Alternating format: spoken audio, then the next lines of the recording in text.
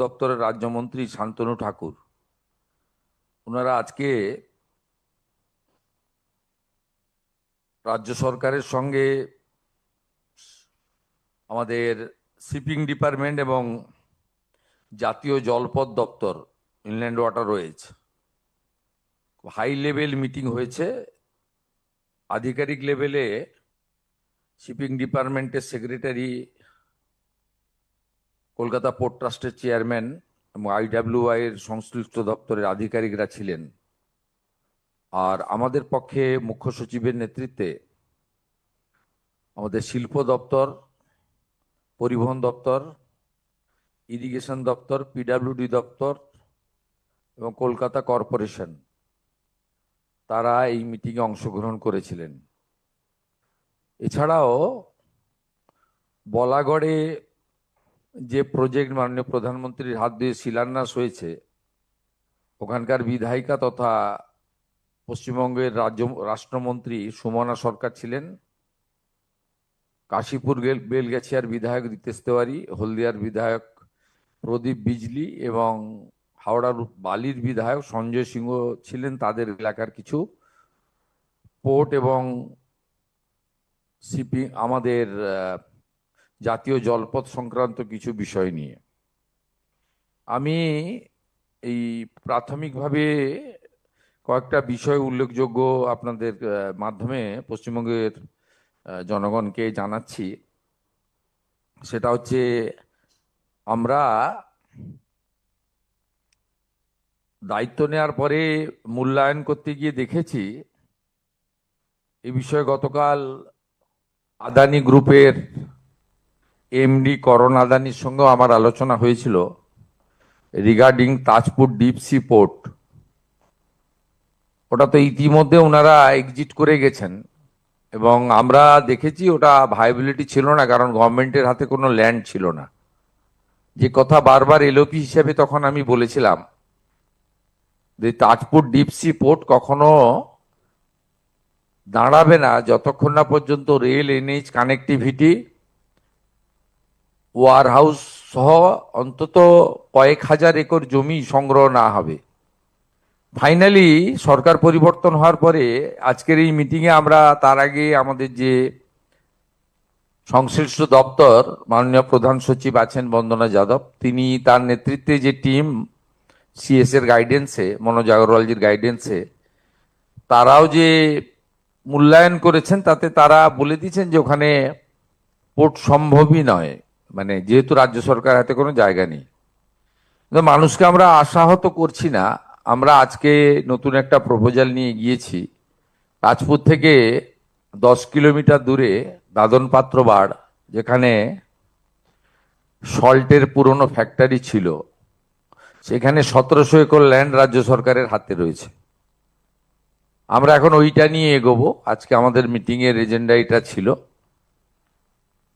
এবং মাননীয় মন্ত্রী সর্বানন্দ সোনোয়ালজি এনওসি এবং যদি রেভিনিউ শেয়ারিংয়েও আমরা রাজি আছি।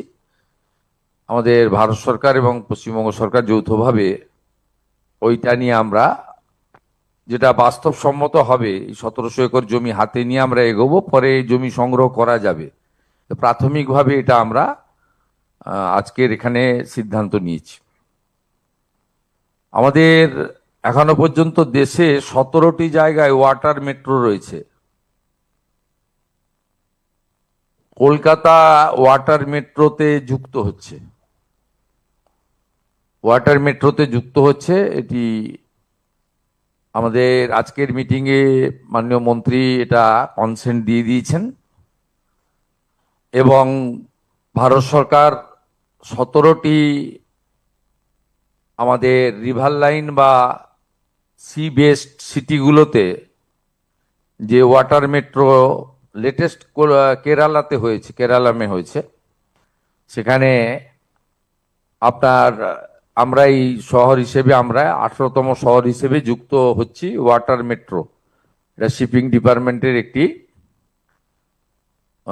ইনিশিয়েটিভ এবং গুড প্রজেক্ট, যেটা ইতিমধ্যে 17টি সিটিতে চলছে। সাগরমালা 1-এ আমাদের বিগত রাজ্য সরকার যুক্ত হননি, তাতে কেন্দ্রের কোনো স্কিমেই যুক্ত হননি, তার খেসারত বাংলার মানুষকে দিতে হয়েছে। এবং মুখ্যমন্ত্রীর সভাপতিত্বে যে কমিটি তৈরি করার নির্দেশিকা ছিল, কমিটিও তৈরি হয়নি। আমরা সাগরমালা 1 তো মিস করে গেছি, ওটা ক্লোজ হয়ে গেছে।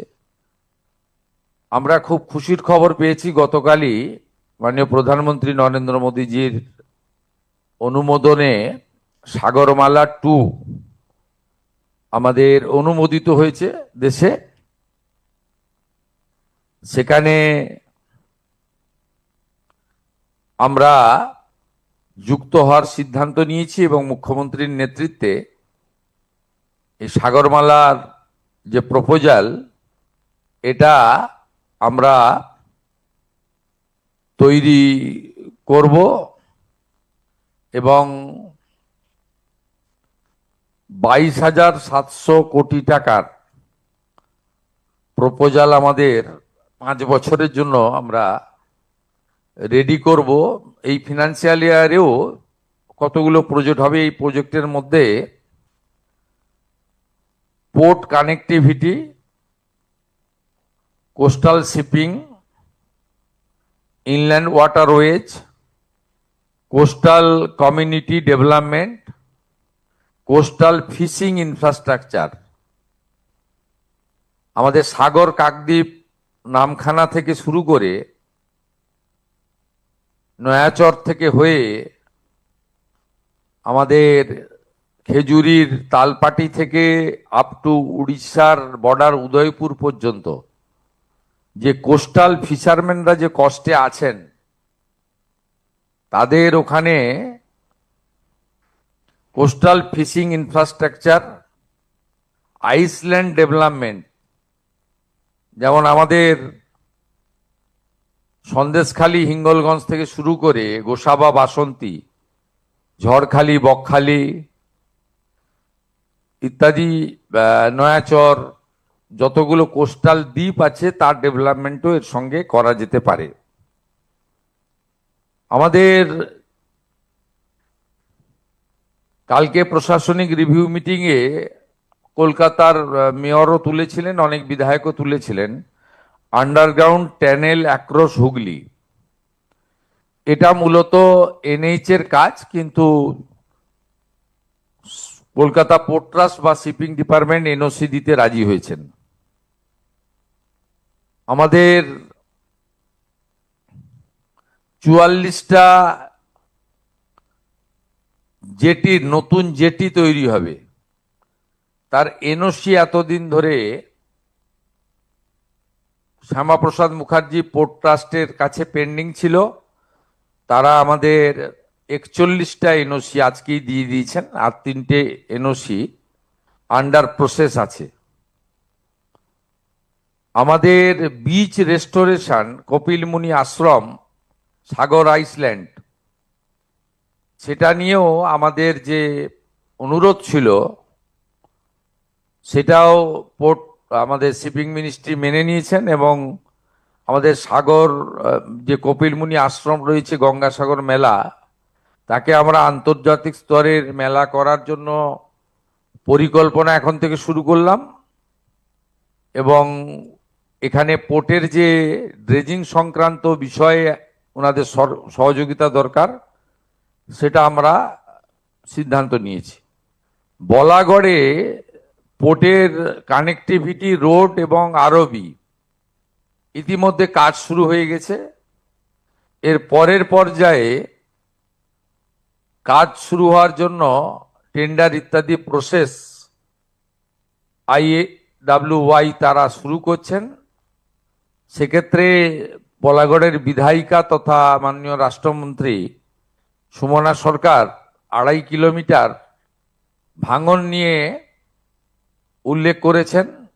সেই 2.5 কিলোমিটার ভাঙন রোধে শক্ত প্রোটেকশন, খুব কংক্রিট প্রোটেকশন দেওয়া হবে।